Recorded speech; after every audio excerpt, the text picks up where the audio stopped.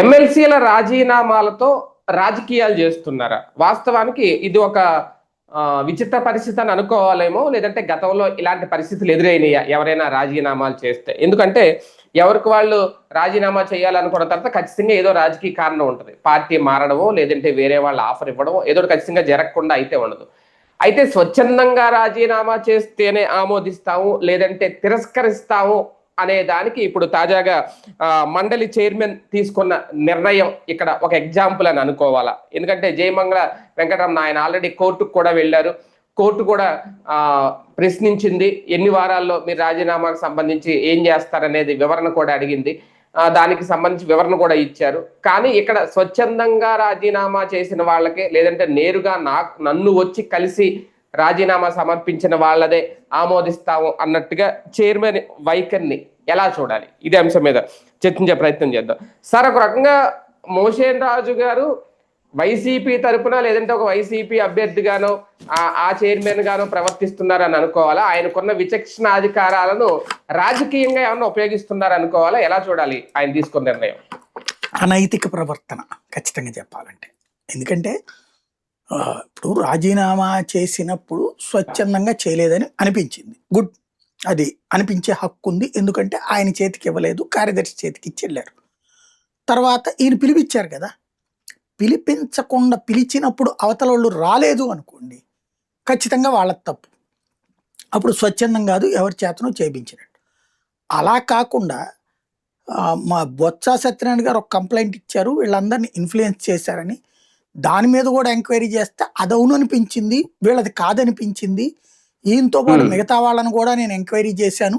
వాళ్ళందరూ వేరే పార్టీ వాళ్ళ యొక్క ప్రలోభానికి లొంగి ఇట్లా పనిచేశారు. ఎస్, ప్రలోభానికి లొంగారు కాబట్టినే కదా రాజీనామా చేసింది.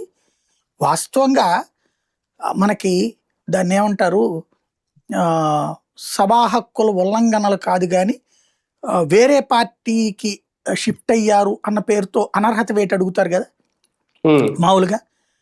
ఈ పార్టీలో ఉంటూ వేరే పార్టీకి పనిచేస్తున్నారు అన్నటువంటిది.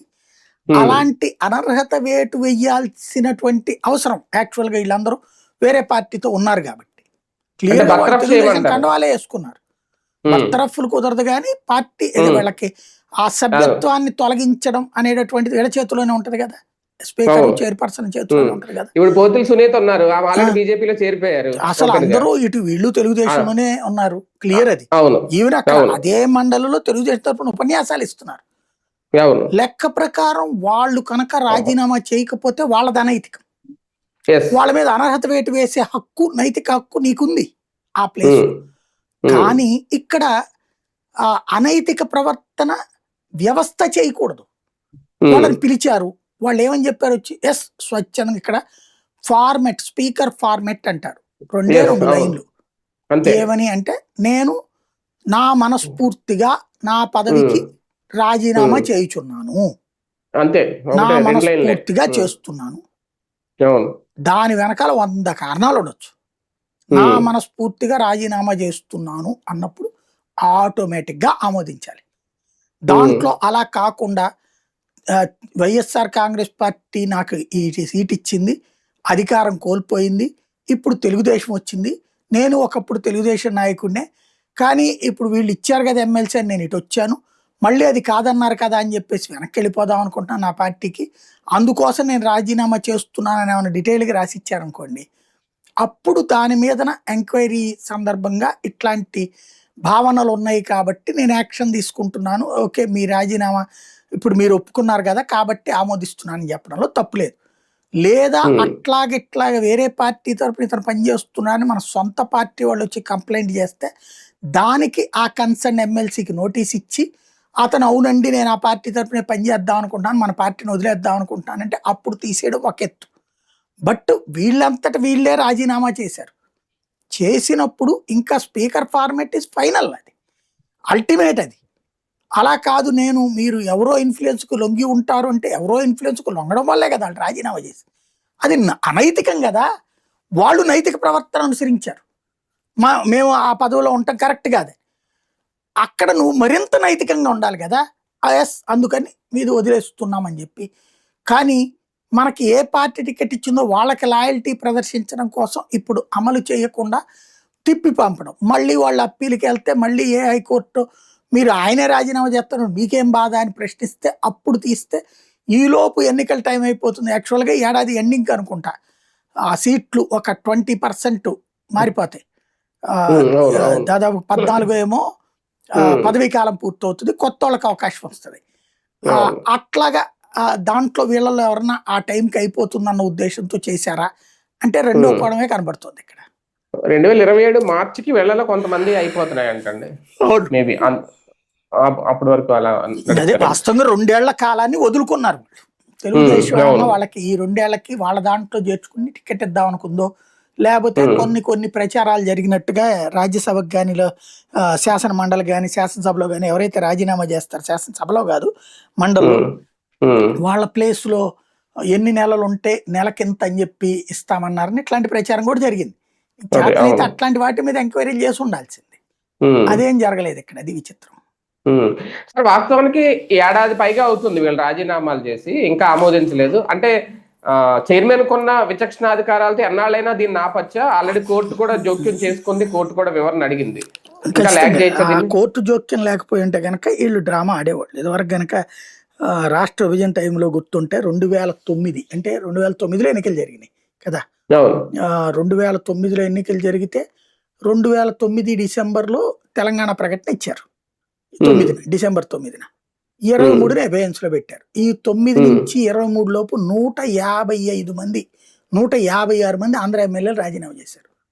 కాంగ్రెస్, తెలుగుదేశం వాళ్ళు, అన్ని పార్టీల వాళ్ళు ఆంధ్రాకి సంబంధించిన ప్రతి ఒక్క ఎమ్మెల్యే రాజీనామా చేసి పడేశాడు. 156 ఆ రోజు. ఆ తర్వాతన అబేయన్స్ లో పెట్టారు తెలంగాణ దాన్ని. ఆ తర్వాత ఒక ఏడాదిన్నర తర్వాత తెలంగాణ వాళ్ళు రాజీనామాలు చేశారు, టీఆర్ఎస్ వాళ్ళు వీళ్ళందరూ. అయ్యి ఆమోదించలేదు, కోర్టులకు వెళ్ళారు, అన్ని అయినాయి.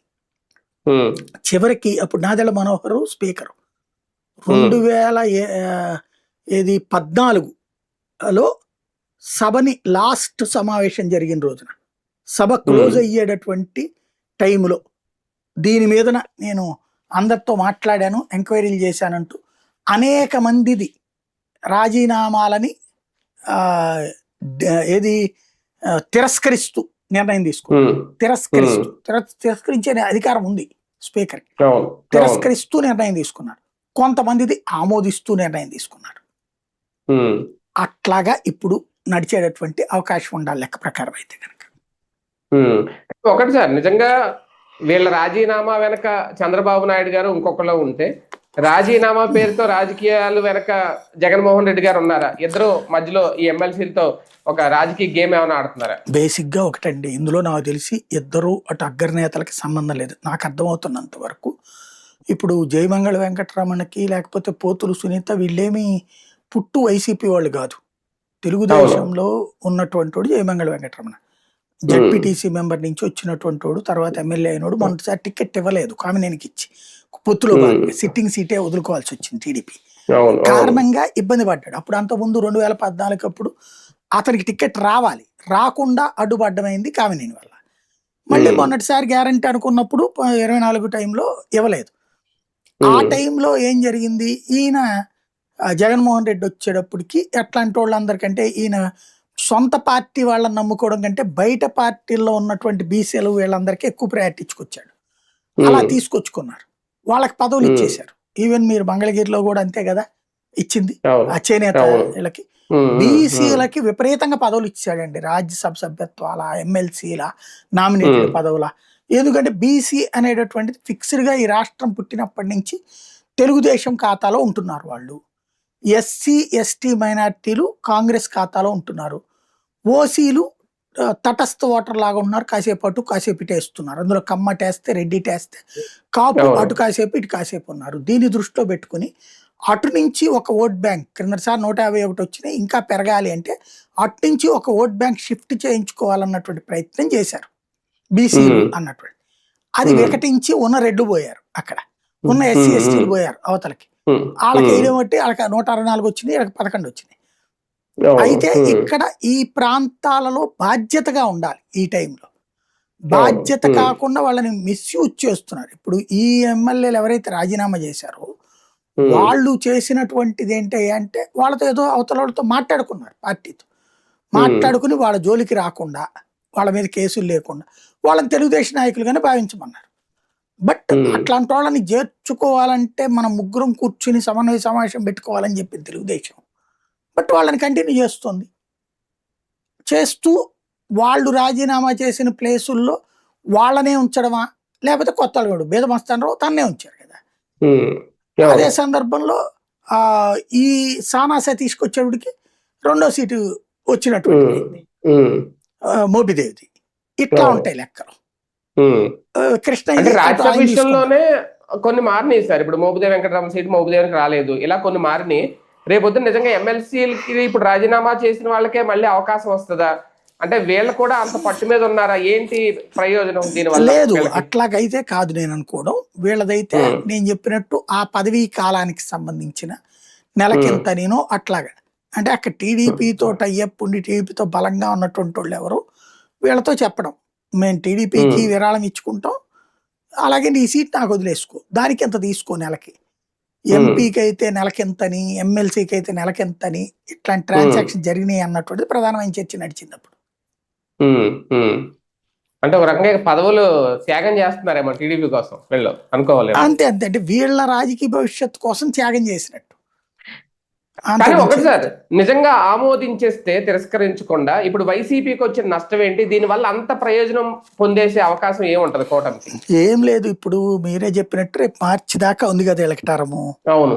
ఇప్పుడు చేసేస్తే తెలుగుదేశం వాళ్ళు వచ్చేస్తారు, బలం పుంజుకుంటారు టీడీపీ అక్కడ. కనీసం ఈ 4 నెలలన్నా కవర్ చేయడం. ఇప్పుడు దీని మీద మళ్ళీ వాళ్ళు అప్పీల్కి వెళ్తారు, హైకోర్టు మళ్ళీ స్పీకర్కి నోటీస్ ఇస్తుంది, మీకు హక్కు లేదని స్పీకర్ తరఫున వాదిస్తారు. ఇట్లా ఈ వాద ప్రతివాదంలో ఒక 6-7 నెలలు నడిచిపోతే అప్పుడు దీని దగ్గరకు వచ్చేస్తాయి. అప్పుడు కోర్టు కూడా డైరెక్ట్గా వాళ్ళని రాజీనామా చేయడానికి కుదరదు కదా. అప్పుడు మళ్ళీ మొదటి నుంచి సమీక్షిస్తున్నట్టు చేసి వీళ్ళ టర్మ్ పూర్తి అయిపోయే రోజునికి ఒక రోజు ముందు రాజీనామాని యాక్సెప్ట్ చేసామని అనుకోండి, కథం. అక్కడ వీళ్ళకి లబ్ధి చేకూరకూడదని చూస్తున్నారు వీళ్ళు, ఆర్థిక లబ్ధి, పదవి లబ్ధి చేకూరకూడదని.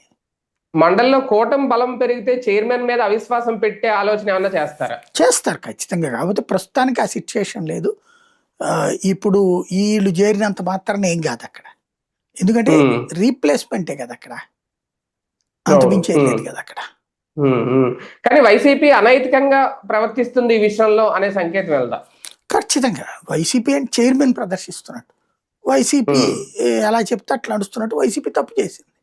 అంటే జగన్ చెప్తే చేస్తున్నాడని అనుకుంటారు కదా జనం. ఖచ్చితంగా అందులో తన పరువు పోగొట్టుకోవడం కాదు, పరువు గురించి ఇప్పుడు ఎవరు పట్టించుకుంటారు, కానీ ఓ రకంగా అతి విధేయత ప్రదర్శించినట్టు అనమాట. అంతే. అది రైట్ చూద్దాం.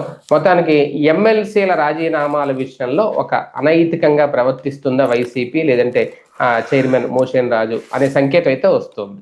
కానీ ఆమోదిస్తారా ఆమోదించరా అంటే ప్రస్తుతం అయితే తిరస్కరించారు. మళ్ళీ ఇంకొకసారి కూర్చొని మాట్లాడి వాళ్ళే స్వచ్ఛందంగా రాజీనామా చేశారు అని అనిపిస్తే అప్పుడు ఏమైనా ఆమోదిస్తారా? ఏంటి రాజీనామాలతో రాజకీయం ఇంకెన్నాళ్ళు?